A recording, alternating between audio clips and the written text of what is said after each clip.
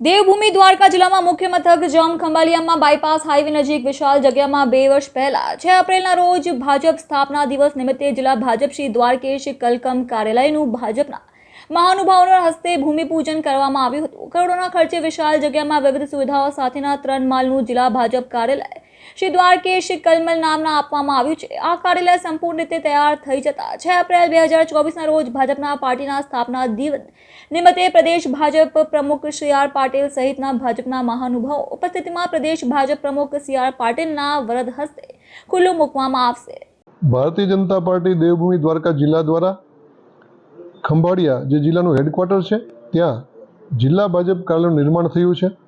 આ કાર્યાલય આપણા જિલ્લાના પૂર્વ અધ્યક્ષ શ્રી ખીમભાઈ જોગલ સાહેબનું સ્વપ્ન હતું અને તારીખ 6 એપ્રિલ એટલે કે ભારતીય જનતા પાર્ટીનો સ્થાપના દિવસ 2022ના 6 એપ્રિલના રોજ આ કાર્યાલયનું ભૂમિપૂજન કરવામાં આવ્યું હતું। આ કાર્યાલય ખંભાળિયા ખાતે દ્વારકા જામનગર હાઈવે ઉપર સ્થિત આવેલું છે। આ ભૂમિપૂજનમાં જિલ્લાના અધ્યક્ષ શ્રી ખીમભાઈ જોગલ, આપણા ત્યારના પ્રભારી મંત્રી શ્રી બ્રિજેશભાઈ મેરજા સાહેબ અને ગુજરાત પ્રદેશ ભારતીય જનતા પાર્ટીના મહામંત્રી શ્રી વિનોદભાઈ ચાવડા અને જિલ્લાના નેતૃત્વના હસ્તે અને કાર્યકર્તાઓ આગેવાનોની હાજરીમાંનું ભૂમિપૂજન કરવામાં આવ્યું હતું।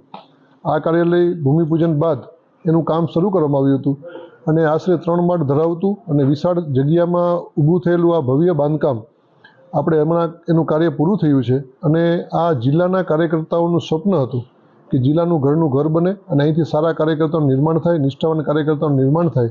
એના અનુસંધાને આ કાર્યાલય આગામી 6 એપ્રિલ 2024 જે ભાજપનો સ્થાપના દિવસ છે એ દિવસે પ્રદેશના યશસ્વી અધ્યક્ષ શ્રી સી આર પાટીલ સાહેબ, પ્રદેશના સંગઠન મહામંત્રી શ્રી રત્નાકરજી સાહેબ, વિનોદભાઈ ચાવડા અને સૌ જિલ્લાના આગેવાનોની ઉપસ્થિતિમાં એનું ભવ્ય લોકાર્પણ કરવામાં આવી રહ્યું છે, જેની તારીખ સુનિશ્ચિત થઈ ગઈ છે। પ્રદેશ દ્વારા પણ અમને એમનો ઓથેન્ટિક જાણ કરી દીધી છે કે 6 એપ્રિલે આપણે કાર્યાલયનું ઉદ્ઘાટન કરશું। તો ત્યારે સમગ્ર જિલ્લાભરમાંથી ભારતીય જનતા પાર્ટીના બૂથ સ્તરના કાર્યકર્તાઓ તેમાં ઉપસ્થિત રહેશે અને આ દિવસે અમે મહેમાનોનું સ્વાગત, કાર્યાલયમાં એક જગ્યાનું નિશ્ચિત સ્થાન, તેની માહિતી અને મંચ કાર્યક્રમ આવી રીતે આગામી 6 તારીખે પાર્ટીના કાર્યાલયનું અમે લોકાર્પણ કરશું।